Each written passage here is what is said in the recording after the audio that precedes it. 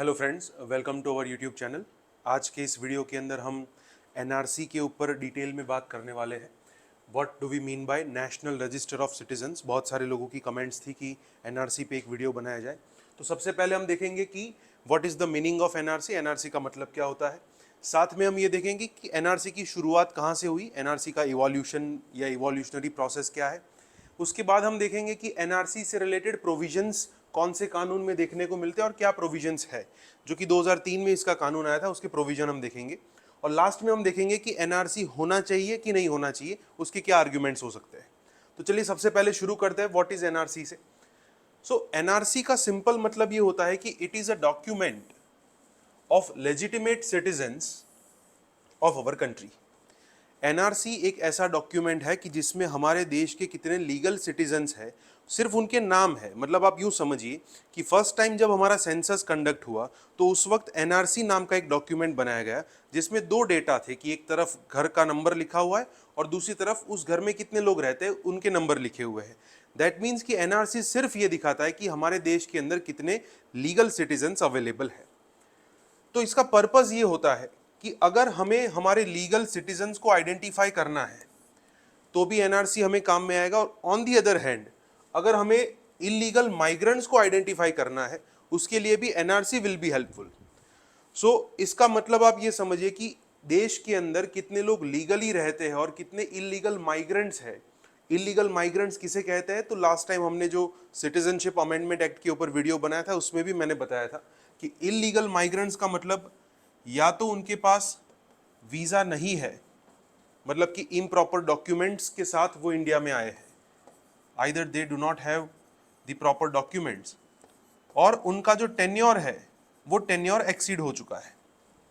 For example कि अगर किसी को 10 साल का वीज़ा मिला था और पिछले 25 साल से यहाँ पे रहते हैं तो टेन्योर जो रहने का है वो एक्सीड हो गया है, या तो उनके पास प्रॉपर डॉक्यूमेंट नहीं है, नकली पासपोर्ट वगैरह से आए।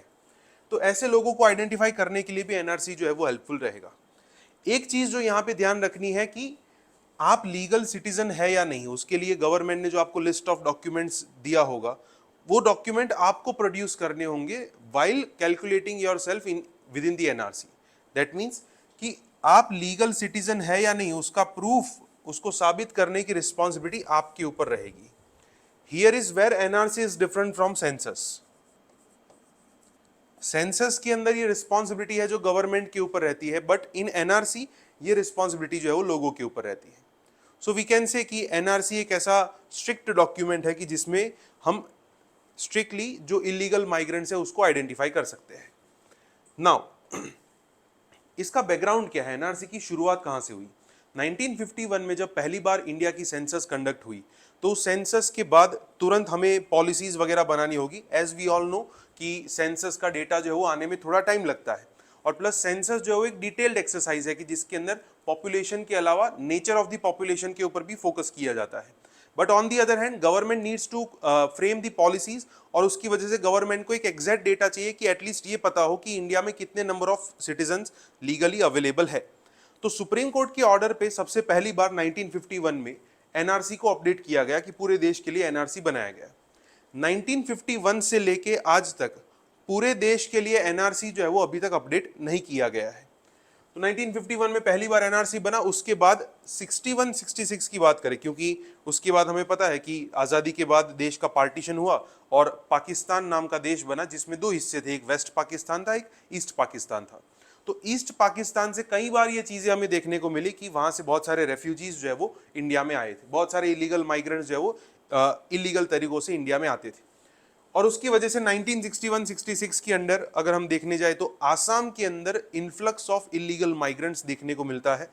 आसाम के अंदर वहाँ के जो लोकल लोग हैं प्लस जो इलीगल माइग्रेंट्स है उन दोनों के बीच में बहुत सारी टकराहट देखने को मिलती है, जिसके चलते 61-66 के आसपास बहुत सारे इलीगल माइग्रेंट्स को वहाँ से देश छोड़ के जाना भी पड़ा। ये चीज़ पॉलिटिकली आइडेंटिफाई होती है 1985 के आसपास कि जब आसाम के अंदर लोकसभा के बाई इलेक्शंस कंडक्ट हो रहे थे और वहाँ पे रिजल्ट्स के अंदर कुछ इश्यूज देखने को मिले, और ये पता चला कि जो इलीगल माइग्रेंट्स थे उनको पैसे देके वोट्स खरीदे जा रहे थे, और वो भी अपना मतलब लीगली वो वोट नहीं डाल सकते, उसके बावजूद वो वोट्स को एक्सरसाइज कर रहे हैं। तो जिसके चलते आसाम के अंदर आंदोलन होता है जिसको हम आसाम मूवमेंट कहते हैं। और एक नई डिमांड की शुरुआत होती है कि ये जितने भी इलीगल माइग्रेंट्स हैं उनको आइडेंटिफाई करके उनको देश से बाहर निकाला जाए। और जो आसाम आंदोलन हुआ, कंपैरेटिवली थोड़ा वायलेंट आंदोलन हुआ आसाम में, और जिसके चलते आसाम का जो स्टूडेंट यूनियन था, at that time the organisation was known as all Assam student union. तो all Assam student union and Assam के लोगों गवर्नमेंट ऑफ इंडिया के बीच में एक एग्रीमेंट साइन हुआ। उस एग्रीमेंट को हम कहते हैं आसाम अकॉर्ड। तो गवर्नमेंट ऑफ इंडिया ने वहां के स्टूडेंट यूनियन के साथ मिलकर ये एग्रीमेंट साइन किया और गवर्नमेंट ने कहा कि हम इलीगल माइग्रेंट्स को देश से बाहर निकालने के लिए एक नया प्रोविजन जो है वो लेके आएंगे। इन दोनों के बीच में जो समझौता हुआ उसको हम कहते हैं आसाम अकॉर्ड। तो according to Assam accord, government ने एक नया सिटीजनशिप अमेंडमेंट एक्ट बनाया 1986 में, which is known as citizenship amendment act 1986, जिसमें जो एग्जिस्टिंग सिटीजनशिप एक्ट था विच वॉज इनेक्टेड इन 1955, उसमें एक नया सेक्शन ऐड किया गया that is known as section 6A। So according to section 6A ये डिसाइड किया गया कि 24 March 1971 will be the cut off date. क्यों इसी डेट को चुना गया? क्योंकि इसी दिन इंडिया और पाकिस्तान के बीच में वॉर की शुरुआत हुई थी, बांग्लादेश लिबरेशन वॉर जिसको कहते हैं।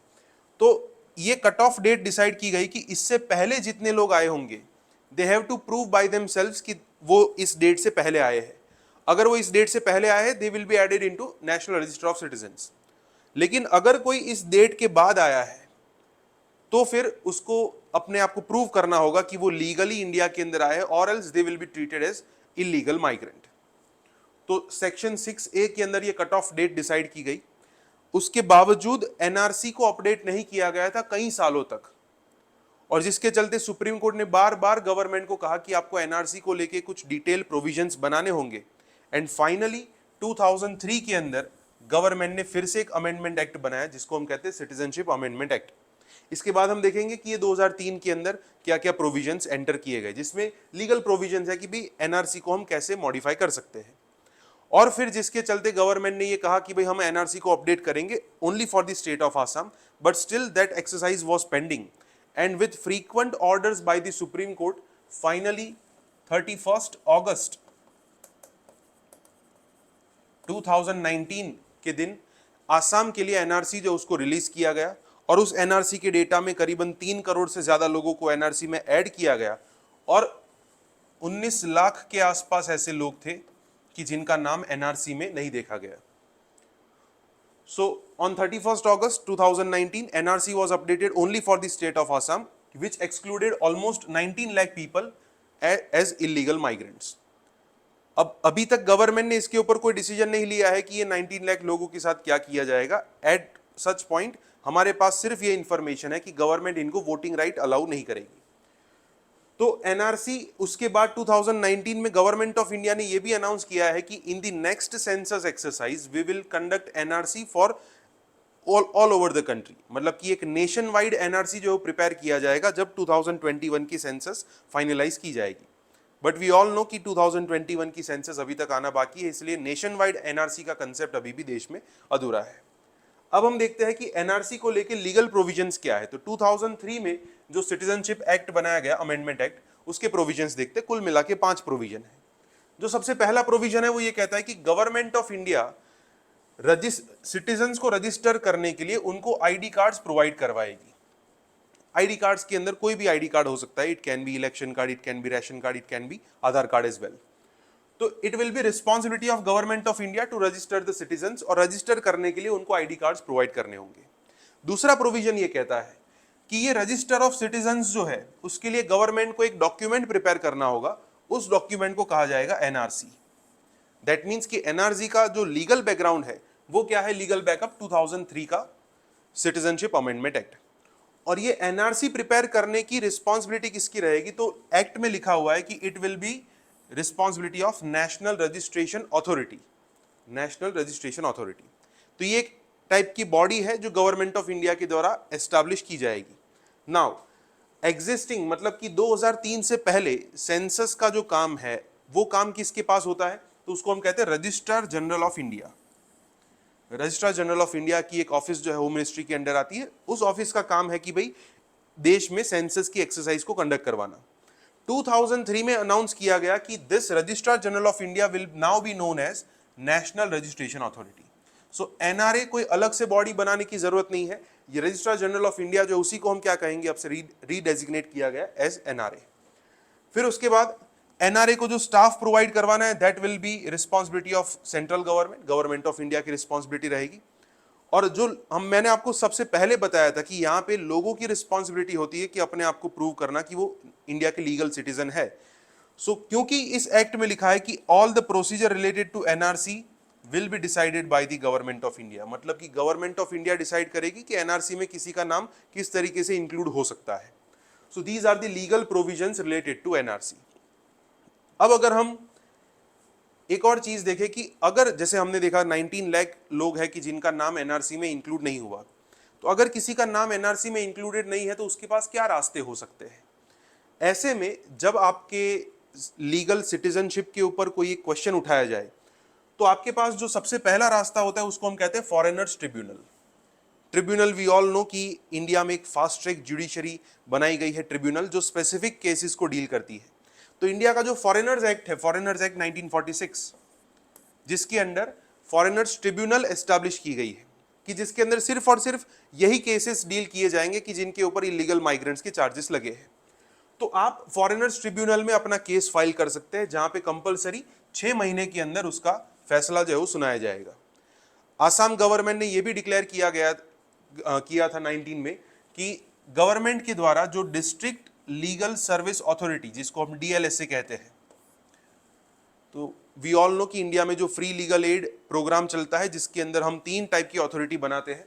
One is national legal service authority, one is state legal service authority, और सेम अथॉरिटी डिस्ट्रिक्ट लेवल पे भी होती है। तो डिस्ट्रिक्ट लेवल पे जो लीगल सर्विस अथॉरिटी है वो लोगों को लीगल एड प्रोवाइड करवाएगी। इवन कुछ आसाम के एनजीओज भी है जिन्होंने ऐसे लोगों को लीगल एड प्रोवाइड करवाई थी। तो आपके पास पहला रास्ता ये है कि भाई आप फॉरेन ट्रिब्यूनल में जा सकते हैं। अच्छा, अगर मान लो कि you are not satisfied with the judgment of the tribunal, then you can appeal and challenge its decision in the high court. तो हाई कोर्ट में आपने फैसला चैलेंज किया, अगर हाई कोर्ट के फैसले से भी आप सेटिस्फाइड नहीं है, still you can approach supreme court. Supreme court का जो भी फैसला होगा that will be considered as the final decision. So these are the legal remedies available to any person जिसका नाम एनआरसी में इंक्लूडेड नहीं है। अब हम देखते हैं कि एनआरसी होना चाहिए कि नहीं होना चाहिए, उसके कुछ आर्ग्यूमेंट्स देखते हैं। So first of all, favour में क्या आर्ग्यूमेंट्स हो सकते हैं? 2 चीजें हो सकती है कि एनआरसी जो है, अभी तक जितने भी इलीगल माइग्रेंट्स इंडिया में आ चुके हैं उनके खिलाफ एक क्यूरेटिव स्टेप बन सकता है, क्योंकि बहुत सालों से ये प्रश्न चल रहा है कि इंडिया में जो इलीगल माइग्रेंट्स हैं उनके साथ क्या किया जाए।